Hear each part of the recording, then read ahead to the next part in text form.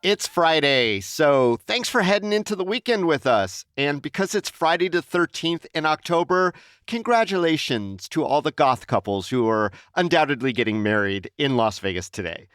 Today on CityCast Las Vegas, however, I am here with producer Layla Mohammed and contributor Andrew Crawley from thelist.vegas.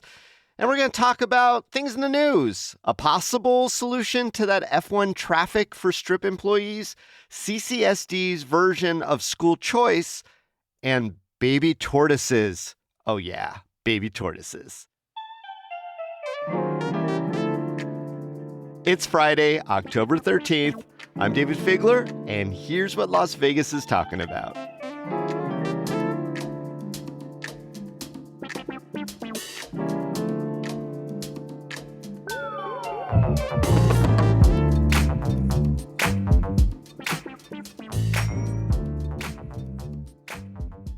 Andrew, Layla, welcome to the Friday News Roundup. Hey, hey. Good morning. Good morning, good morning. All eyes are on this F1. I don't want to call it a fiasco because it's probably going to come off as a great race. But boy, the buildup has lasted forever and caused so much, distress and turmoil amongst the populace. Mm-hmm. A little angst. Andrew Crawley. I mean, one of the big issues of many that was popping up was how do the people who work on the Strip get to their jobs? So apparently the Las Vegas Convention and Visitors Authority finally came up with a workaround. What was that? Yeah, so this week they put out a $300,000 bid to solve this Gordian knot of how to get about 10,000 Strip employees to work during the F1 race, which, is happening November 16th through the 18th. And so, yeah, this is kind of a big puzzle to solve because you're going to need, 10,000 workers to get to the Strip during, race week, which, in that footprint of the actual race, there's about like 23,000 hotel rooms. And so they have, a plan in place, and I'm no traffic engineer, but it sounds like a sort of Herculean engineering issue. So what they're going to do is they're going to open up about 4,300 parking spaces at the convention center and take the monorail as well. And so the idea is that these 10,000 employees are going to show up at the Las Vegas Convention Center and, use those parking spots, use the monorail to get to the east side of the Strip. And they're also going to have a shuttle bus system. They're going to have 10 satellite parking spots, parking areas kind of situated in the racetrack environs to get these folks to work. And I'm going to be watching this particular sub race with much interest to see if they could actually accommodate these workers this late in the game. I'm really surprised they're actually, sort of trying to crack this nut right now. Well, I think that it just got to a fever pitch. And not to say that those workers aren't being inconvenienced by all the construction that's happening right now and the barriers to even get to work at this moment, let alone during race times. So it's a glorified park and ride. I don't know, on a scale of 1 to 10, Layla, what does this plan look like to you if you had to rate it? I'd probably, because it's so late in the game, I'd probably give it no higher than a 5 because they couldn't have thought it out that well. Or it must have been like a last minute, like, well, we need something for all of these workers, so we'll just throw this together. And it's hard for workers to get on the Strip with the normal construction barriers. So this is bound to be some sort of a fiasco. What's funny to me, Andrew, is, all of a sudden now the monorail, maybe for the first time in history, has become relevant as it relates to the local populace. I know. Right? I guess, is this just the best of a bad situation? Yeah, if I had to give it a grade, I like to say I'd give it a PN for possible nightmare. I'm no traffic engineer. I'm not even a regular engineer. But if you do the math, 10,000 Strip workers, 4,300 parking spots at the convention center, most people, are very resistant to the idea. So if you say, oh, well, maybe some of them can carpool and things like that. But if you take in the sort of the sort of resident reluctance to do things like car share and carpool, that itself is going to be a challenge. So I wonder about that. I think using the monorail is a pretty reasonable idea because that can distribute the people along the east side of the strip. I wonder how they're going to get to the west side. I think there's just going to be a lot of walking, or maybe the shuttle system will come into play somehow where they can, ferry them, around somehow. But I find the whole thing kind of broadly, emblematic of how we value our workers here in Las Vegas and how we value labor, right? Oof. Because the fact that we're talking about how are we going to actually take care of the workers who are supposed to be showcasing Las Vegas hospitality, the Las Vegas Strip, Las Vegas as a tourist destination during this very high profile spectacle. And we're talking about them at, in the sort of, the fourth quarter of the game. So I just find that kind of interesting, metaphorical, a little sad. It also kind of resonates that the culinary is going to start picketing, or has started picketing, on the Strip to bring attention to their long lapsed contract with MGM and Caesars. So I think there's this weird cosmic coincidence going on that says a lot about how we treat our hospitality workers. Yeah, both of you have called this an afterthought, and the LVCVA only announced this solution on Tuesday after I think it just became unavoidable that they had to come up with something. Is this really more of a sign of, the powers of Strip City, LVCVA and the Stadium Authority and the Resort Association versus citizens and workers? I mean, is this going to be a never-ending battle? Is F1 just one flashpoint? What do you think? I think that's a great way of putting it. And I think this sort of tension between, essentially labor and capital is another sort of chorus in the song, another refrain. And it's unfortunate that the workers are the last thing we think about. And, and F1 is, it's not just a race. I think, if you sort of zoom out, this is owned by this gigantic media conglomerate, Liberty Media. So I think the sort of powers at play here are, truly sort of imbalanced. And I've been dipping into the socials in some of the conversations about F1 on Reddit, on Facebook, on X.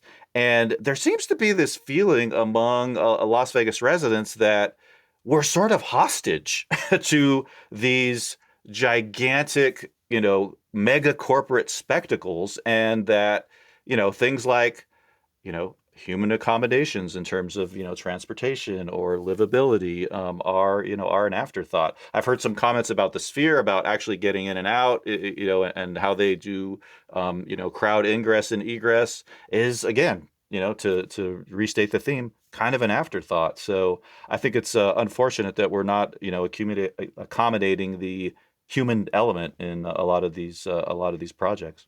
Yeah, I think this is, like you said, we're kind of being held hostage. F1 is not just this year. They signed a contract for the next 10 years. Wow. So this is going to be an ongoing issue if they can't figure it out this year. The same question and the same issues are just going to come up next year of how do we navigate these road closures and constructions. And I think, to your point, Andrew, Las Vegas has not been great at maybe crowd management or managing these huge events and spectacles that they're putting up. Yeah, I did hear that the Sphere's parking lots are not great, similarly to the Allegiance parking structure and lack thereof. So I think it'll be interesting to see what the Super Bowl looks like come February, and if we're going to have the same issues there with whatever road closures we'll see and just the management of these huge events. Yeah, Las Vegas elevates cluster effery to an art form.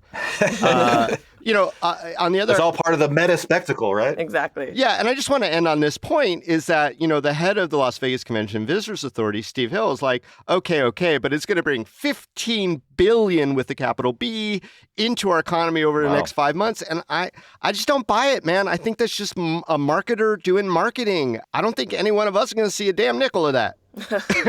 Yeah, And yeah, was it worth yeah. it? That's a Was whole it other worth question. it? Well, I mean, Zoom Zoom and Super Bowl and everything else. Oh, Vegas, no one does it like we do it.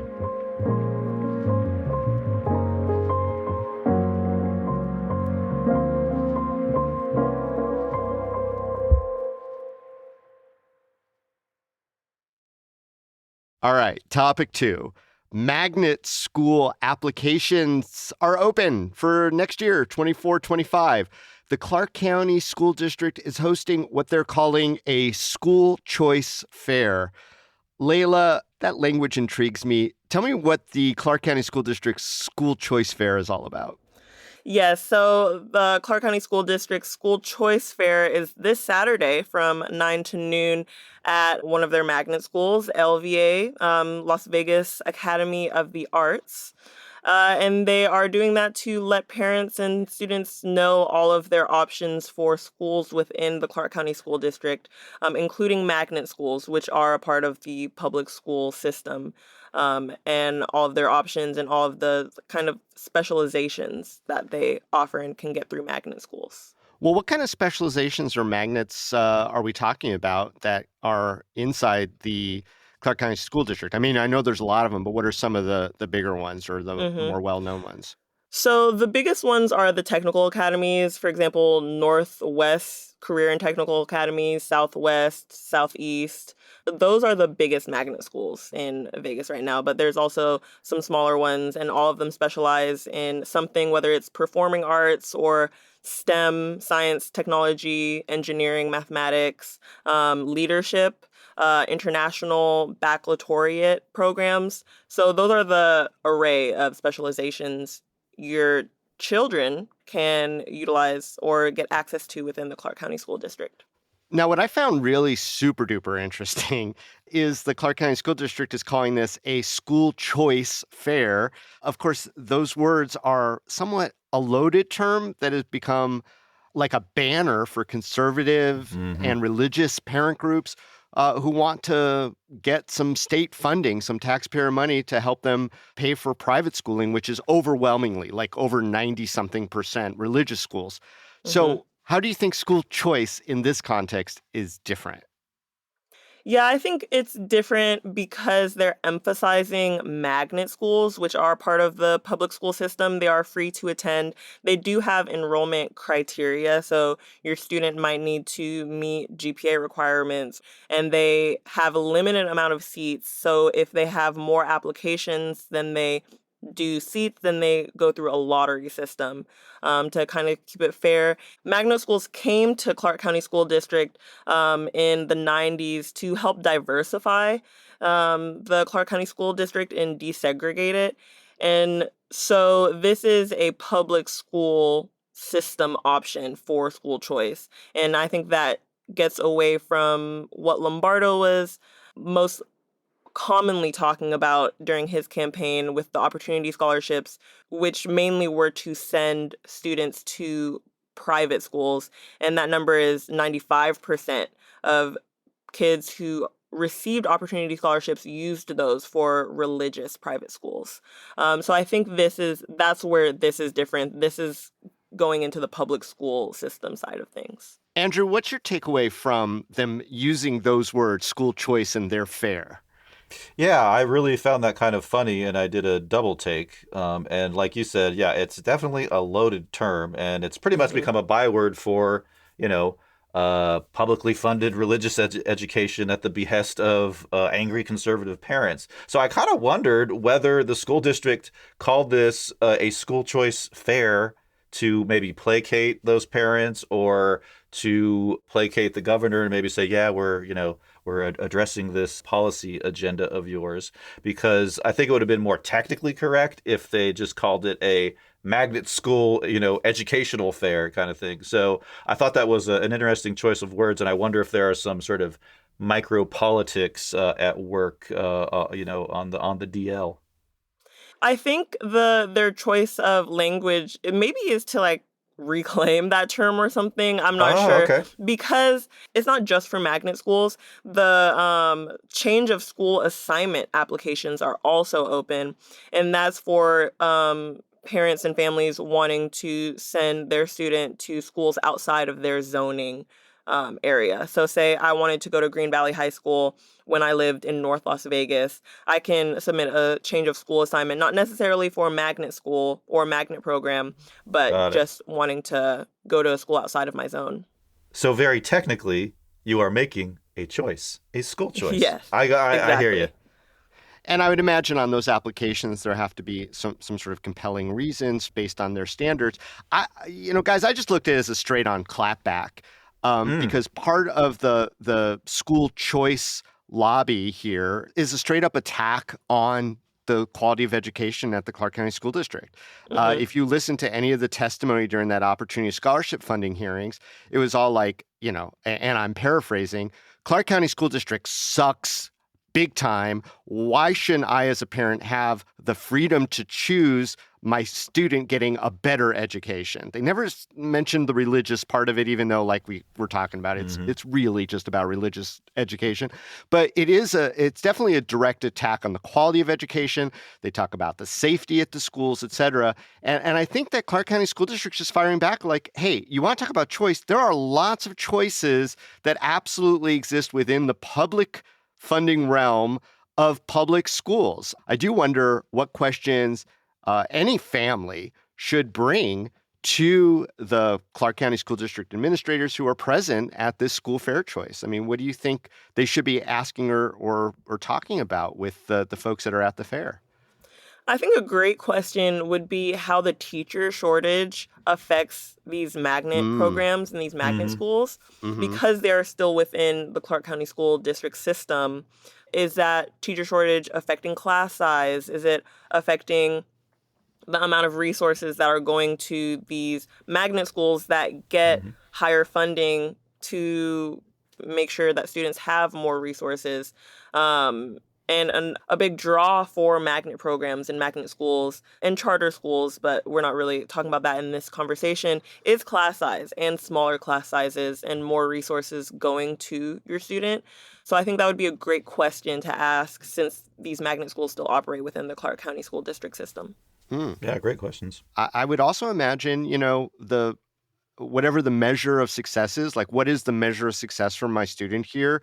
How do other students who have graduated from these magnet programs, how are they faring in the world? What is their economic opportunity hmm spectrum? Are they going to colleges? Are they doing Yeah. well? Are they going to good colleges? I think these are all really good questions asked of CCSD, and I think that CCSD being so under fire from so many different fronts doesn't get to brag about the successes. We just seem to linger, don't we, Andrew, in some of the bad stats. Yeah, they should have called it the school clapback fair. I'm really liking this thread that we're on for sure. And yeah, another thing I'd be curious about too as a parent if I had a kid in the school system would be, you know, what are the sort of credentials of the teachers who are actually teaching these focused magnet programs? I often Oh, wondered, yeah. like, do they just do some sort of like light supplemental training to credential somebody in an area of specialty, or do these teachers actually go through like a serious, meaningful, rigorous program to really bring some expertise to these magnet experiences? And I just love the idea of magnet schools because it fundamentally recognizes that the traditional school system doesn't fit every learning style, and Exactly. some students are suited for something more specialized, something maybe more vocationally oriented, Yeah. something more artistic. So I think it's a great development in terms of public education.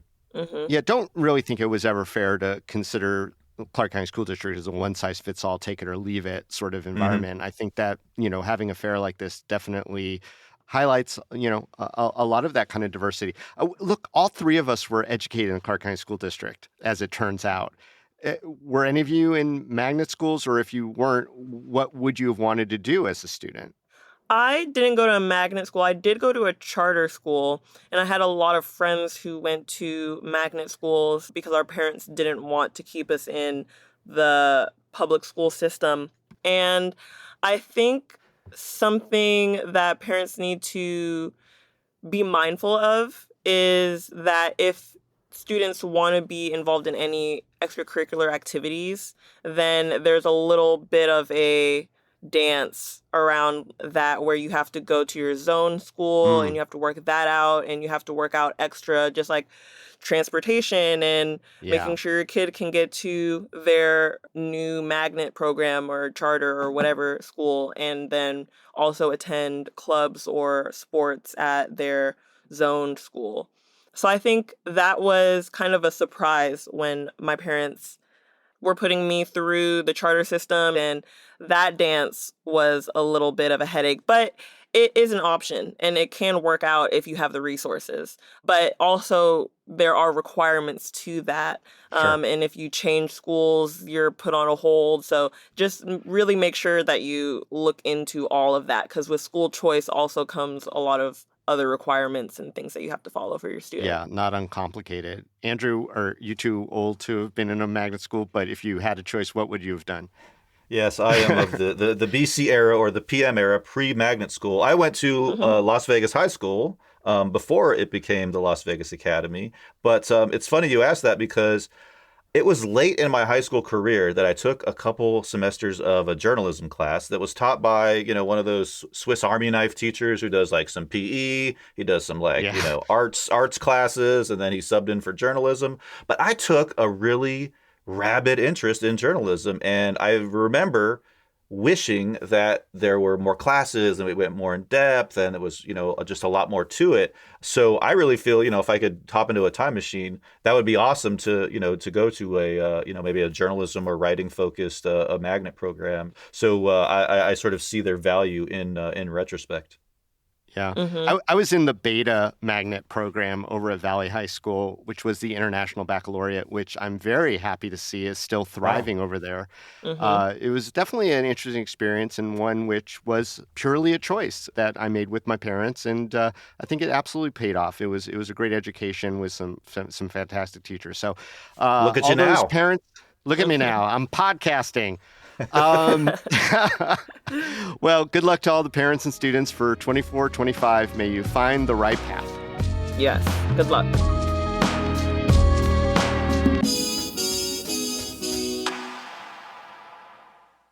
Okay, topic 3, and let's just go through this one quickly. I read a story in the Nevada Current by Jennifer Solis. It was riveting. I recommend everyone take a look. It's about these little baby tortoises, these juvenile tortoises, 51 of them, in fact, that are being released into a habitat in southern Nevada that they might not get killed in and that they might possibly thrive. The desert tortoise, which, is really our mascot of all life in the valley, is in trouble in a lot of ways because the drought has not only impacted their habitat, but it has really kind of perked up the predators who wouldn't otherwise be feasting on them. So, and I didn't even know this. I knew about ravens and I knew about coyotes, and it's never their first choice to go try to eat a tortoise, but when other food sources are drying up, they'll go there. But also badgers. I didn't even know we had stinking badgers down here, What? but Yeah. badgers are eating the tortoises too. But of course, worse than any of the predators are us humans who keep building and expanding and driving these tortoises closer and closer to their predators. So the story is really just about this Herculean effort. These tortoises are in between. They're not babies anymore per se because their shells are a little harder, so they're a little safer, but they're Hmm. not sexually active yet. So they're basically They're tween tortoises. tween tortoises, and they're putting them in a place. I don't know. Do do we need to be working more on those upstream issues than trying to just simply repopulate tortoises 51 at a time? Aren't these same problems just going to keep doing this kind of damage to our natural habitat? Yeah, I think the theme of today's talk is afterthought. And, the tortoises have been historically an afterthought in terms of development in Nevada, conservation in Nevada, and, big scale industrial solar development is unstoppable. And the fact that it's relatively easy to get big projects sited on public land in Nevada, and I think that's the picture that I see here. The BLM is, their job is to kind of accommodate everybody. And I think we see the legacy of that when you see these battles between conservation and renewable energies, opponents that you would really hope not to see clashing, but that's kind of a recurring theme in contemporary times.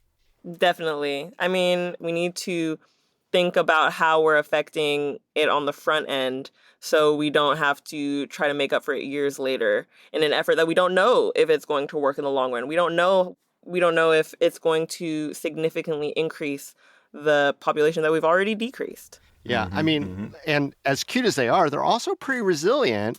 And while they typically survive, and we haven't even mentioned climate change, I'm not going to go down that pathway, but it merits a mention. Their mortality rates recently, because of all this kind of factors happening, in one study is like up to 50%. It's just like not tenable. So, I mean, good luck to all you tween tortoises that have just been released into a new habitat, relocated. Yeah, burrow. Yeah, they're getting kicked out of these, of the house. And if I was one of these like tween tortoises, I'd be like, no, I don't want to be. I'm not ready to go see the real world. Let me stay in this posh quasi artificial habitat you got me in. So it's I'm kind of terrified on their behalf. They're out there and they're being tracked, and I'm imagining that probably the researchers give them fun names. But why don't we do that game really quick?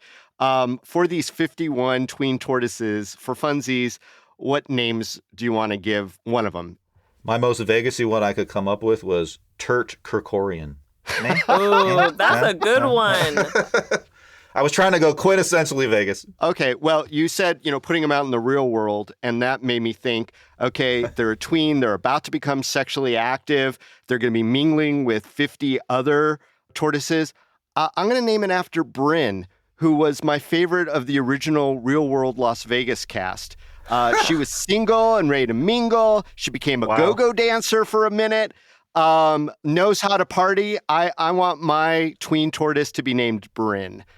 Bryn. Okay. Bryn. Wow, you really, really thought that out. That was quite an elaborate setup. Yeah. Real world. That's a good one. Tortoise style. I have one that mine is like kind of an association game. So when I think of tortoises, I think of Springs Preserve because we went there so freaking much in elementary school for field trips, and that's where we saw the most desert animals. And across the street from Springs Preserve is Meadows Mall. So I'm going to name mine Meadow.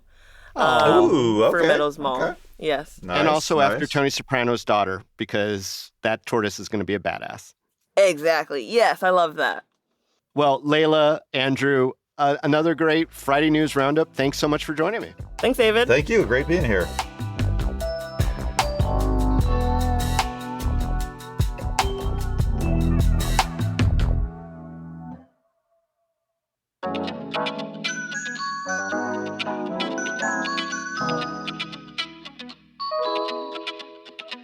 And that's all for today here on CityCast Las Vegas. Our lead producer is Sonia Cho Swanson. Our producer is Layla Muhammad. Our newsletter editor is Scott Dickensheets. And our host is David Figler. That's me.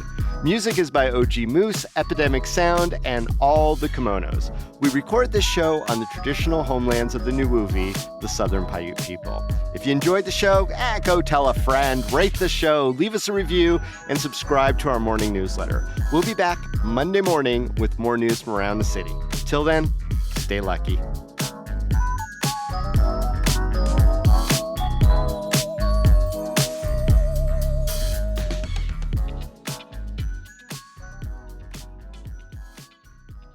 How about Shell Dunn Adelson?